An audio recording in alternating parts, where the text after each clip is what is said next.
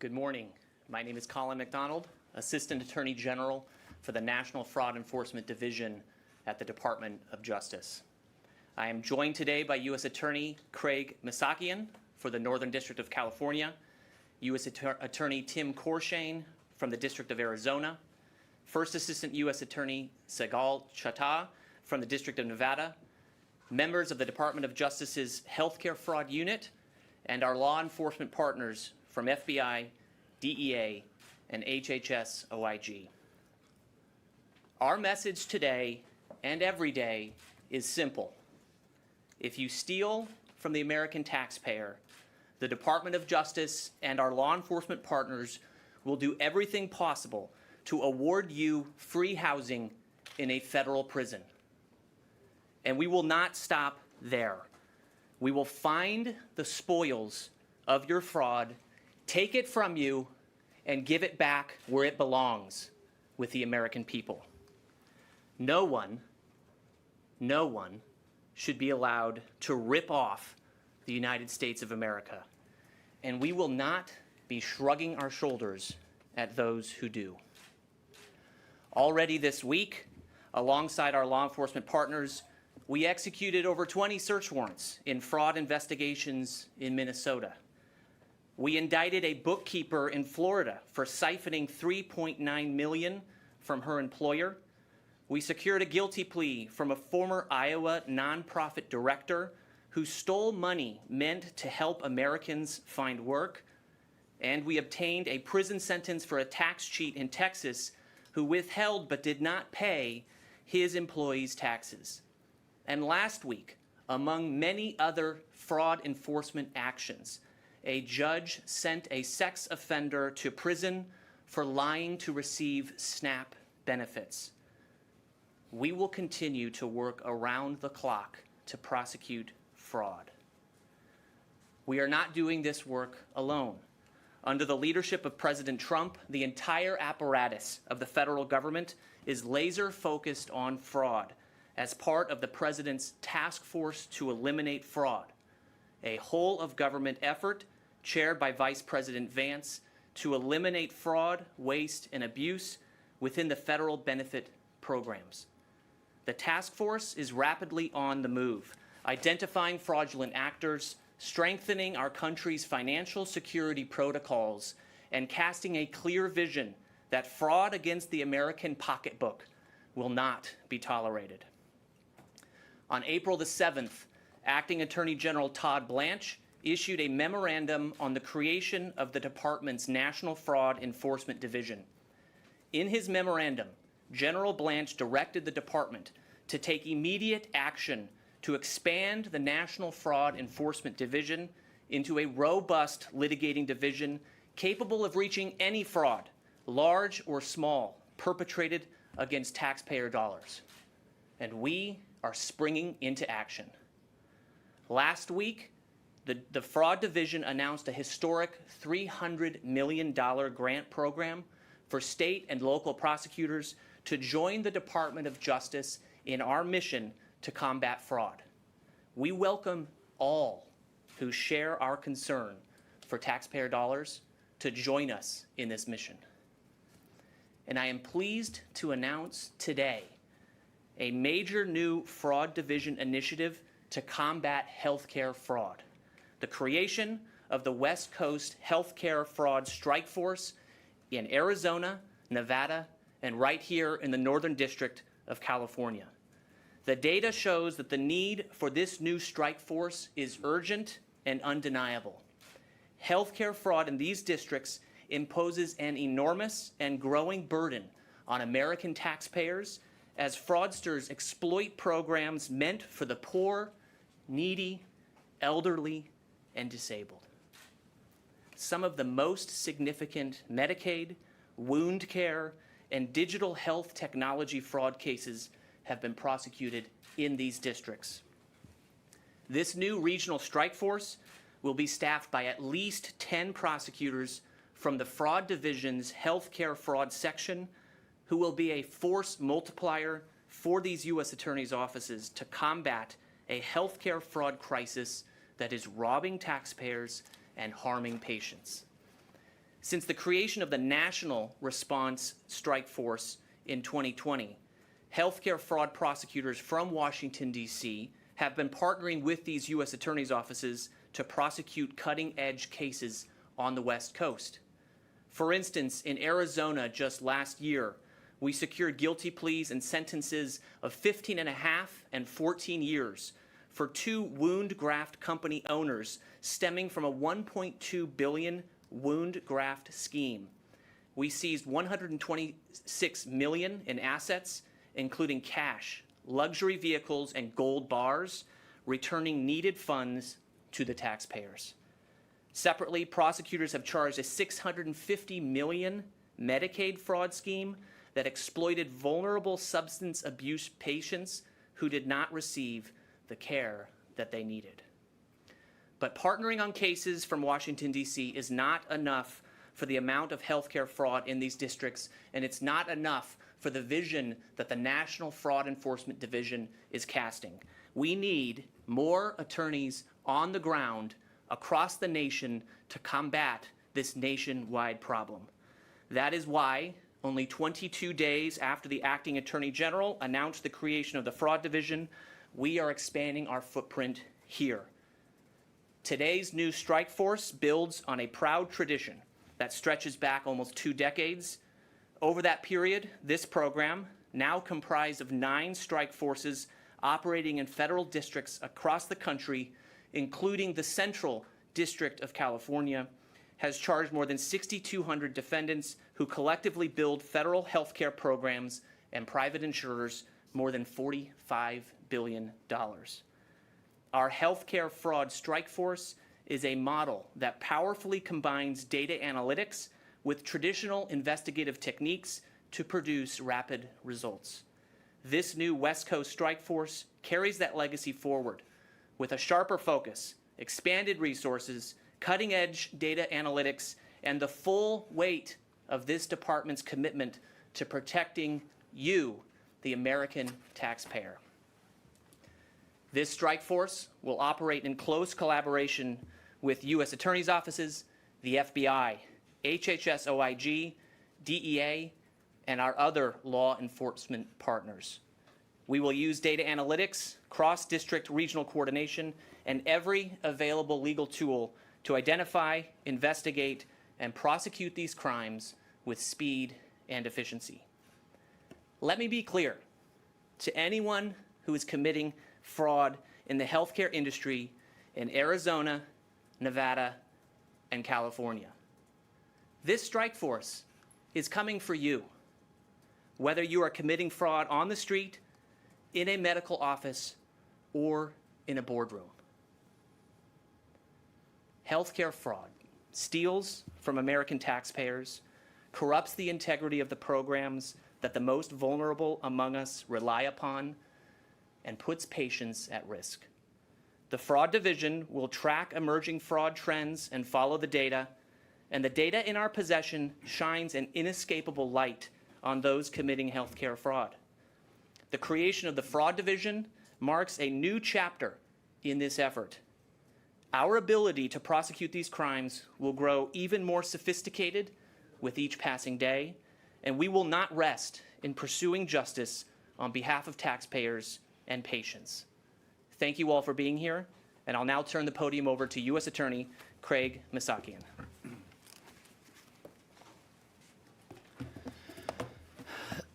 Good morning. I'm Craig Missakian, the United States Attorney for the Northern District of California. I'd first like to begin by thanking AAG McDonald for his leadership in this very important area. I'd also like to welcome him and my colleagues, the U.S. Attorney from Arizona, Tim Corshane, the First Assistant U.S. Attorney from Nevada, Sigal Chadha. I'd like to welcome you all to the Northern District of California. I'd also like to welcome our law enforcement partners from the FBI, HHS, OIG, and DEA. I am very proud to stand shoulder to shoulder with each of you in this important battle fought in the name of the American taxpayer and the hardworking men and women of this country. The announcement today of a West Coast healthcare fraud strike force is good news for the millions of Americans who rely on the our federal health care programs, the money that funds these programs, our tax dollars that the government holds in trust for the American people, and the new strike force represents a renewed commitment to protecting those tax dollars by working every single day to root out fraud in this region's vital healthcare sector. And in that way, we ensure that the people that need care, that legitimately need care, will get the care that they need. The Northern District of California is home to Silicon Valley and the Bay Area. It is the world leader in innovation, not only in semiconductors, software, and AI, but also in healthcare technology and biotech. Because of the unique importance of the healthcare industry in this district, I have made protecting that innovation a top priority of this office. But innovation must be built on integrity, not on fraud. And this office has a long history of prosecuting complex, technology-centered healthcare fraud schemes that target investors, cheat federal healthcare programs, and ultimately harm patients. For example, the office and the healthcare fraud unit charged and convicted the founder of a Silicon Valley medical technology company who defrauded investors and engaged in a $77 million healthcare fraud scheme involving fraudulent claims for COVID-19 and allergy testing. He was sentenced to 8 years in prison.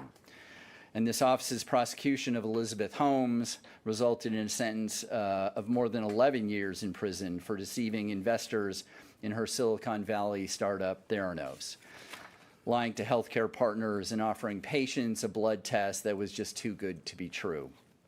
And most recently, in partnership with the Healthcare Fraud Unit, we charged and convicted the CEO and clinical president of a California digital health company for a $100 million scheme to illegally distribute Adderall over the internet.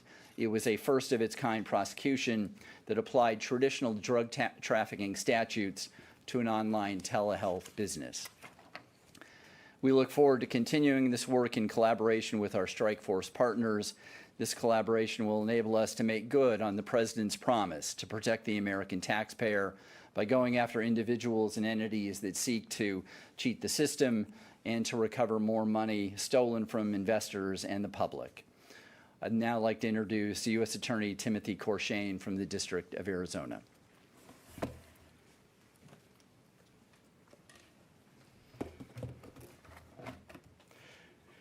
Good morning, everyone, and thank you, Colin, for your leadership in this area. And I would also like to thank the Acting Attorney General, Todd Blanche, for dedicating the resources necessary to have this fight now.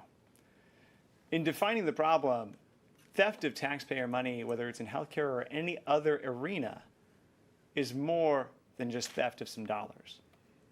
What it is it is targeting vulnerable victims, especially in the healthcare area, who have no other option. They don't have the independent knowledge to verify that what their doctor is telling them is true, that they actually need that wound care, they actually need that product, or that their lives will actually be better despite the kickback going back to whatever healthcare provider is telling them they really need this treatment. In Arizona, this problem has grown exponentially. In the District of Arizona, we have seen a vast population explosion. And that comes with vulnerable victims, including specifically our elderly population and our Medicaid-eligible families. Both of those populations have been targeted. As AAG McDonald pointed out, in the Gerke King case, we had $1.2 billion in fraud targeting wound care and skin care victims.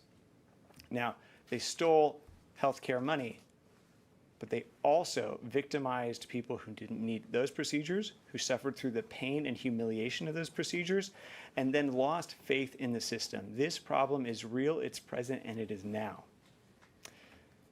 But that moves to the solution. As part of the West Coast Healthcare Fraud Strike Force, Arizona and the United States Attorney's offices are uniquely positioned. We have the resources because we have the people. We have the right attorneys in the right place with the right local knowledge ready to address this problem on a national scale. The United States Attorney's Office in the District of Arizona, for example, has already this year in 2026 resolved cases through guilty pleas or sentencings worth several $100 million, and that's Medicaid fraud alone. The problem is real, it is there, and the United States Attorney's offices are already addressing it. And with the significant amount of resources that the Department of Justice is now pushing our way, we will be able to do even more.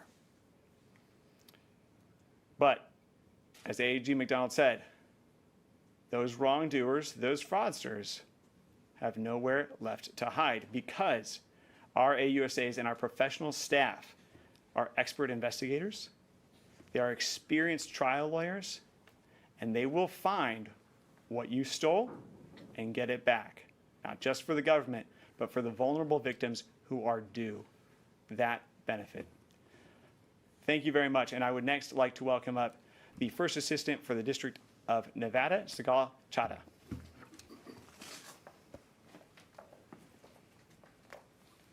Good morning, everyone. Nevada is the 9th most fastest growing state in the nation.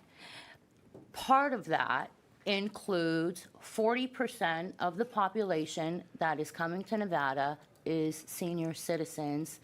That makes Nevada particularly vulnerable to healthcare fraud. 1 out of every 5 Nevada residents has indicated mental health issues. We have a serious mental health crisis in Nevada, again, making our mental health communities vulnerable to fraud. Hospice fraud and behavioral health fraud are the 2 most prevalent types of fraud that exist in the healthcare industry in Nevada. What we have when we deal with fraud are 3 issues. It deals with patient neglect, false claims, and kickbacks. Just this past year in Nevada, we have secured indictments in the amount of $94 million for, again, amniotic wound allografts. The reality of what we are dealing with in Nevada is that we have to be part of this West Coast strike force. And again, thank you very much, Colin, for including us. Thank you. And I will turn it over back to Colin. So we'll now open the floor to questions, and I will call on as many of you as I can, but please identify yourself by name, the outlet that you represent, and identify the presenter that the question is directed to. So any questions? Yes, ma'am. News right now with ABC 7 here in San Francisco. What's the local implication here in the Bay Area of this? Thank you for the question. Being what is the local implication for this development of the strike force team here in San Francisco? The implication is that where there are more agents and where there are more prosecutors, more fraud is discovered, more fraud is investigated, and more fraudsters are put in prison. That is the implication. Anyone in San Francisco who's currently defrauding the American taxpayer by virtue of cheating in their healthcare practices, they should be put on notice that the implication here by this effort that we are undertaking is that they are under the microscope more than ever before. I'm just wondering, were any of those operations here locally in the Bay Area, anywhere in this region? I'm sorry, could you repeat the question? Were any of those operations, did any of those operations take place here? The question was, have any of those operations taken place here? The answer is yes. There are historical cases as described by U.S. Attorney Missakian. There are many active investigations underway, and this new strike force will turbocharge those efforts to ensure that anyone considering defrauding the American taxpayer in San Francisco and beyond are held accountable. Thank you. Yes, ma'am. I have a question. I'm Christy Smith with NBC Bay Area News. I believe for Nevada, it was mentioned that hospice and behavioral health fraud were common. Is that also true for this area, for San Francisco, or what is, would you say, the most common?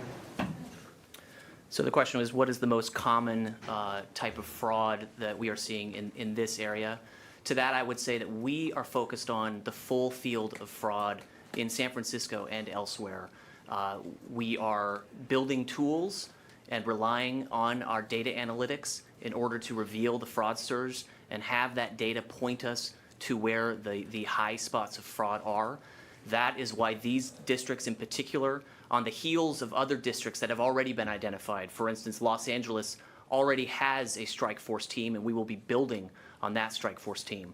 But things like hospices and other patient care types of schemes are schemes that we see that are prevalent, and we will be focusing on those types of schemes here and across the country. Yes, sir. Mike Lindy with Fox. Have you been in touch with reps from Oregon and Washington to possibly even expand this new task force, even though this has just been announced? Thank you, sir. The question is whether we have been in touch with others in Oregon and Washington for the purpose of expanding this further. The answer is that we are expanding our reach within the fraud division across the entire country. We will be taking speedy steps towards putting prosecutors everywhere across the country. As I mentioned, we just this last week announced a $300 million grant program that would allow state and local prosecutors to join us in this effort. We invite them to come and join us. You can go to justice.gov/fraud. That's justice.gov/fraud to learn more information about that. And so, sir, to your question, Oregon and Washington are absolutely on the radar. They are absolutely under the microscope, and we will absolutely be putting more prosecutors, more agents, more data analysts in those places to root out fraudsters who are exploiting soft systems and soft protocols in those states. Can you maybe elaborate on how this fraud is being committed? What are you guys noticing the most is happening out there? It's pretty simple. People lie and they cheat. It's nothing new. There's nothing new under the sun.